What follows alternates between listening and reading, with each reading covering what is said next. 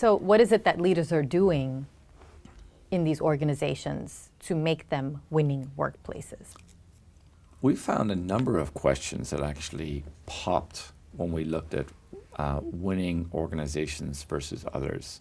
And they range from one, the most distinctive one, was fundamentally the tolerance for behaviors that are inconsistent with the norms and values of the company. We saw a 20 percentage point difference, not 20% difference, but 20 percentage point difference in how intolerant winning organizations were of behaviors across the organization that were inconsistent with the values than with other companies. And that allowed us to conclude or measure a cultural gap.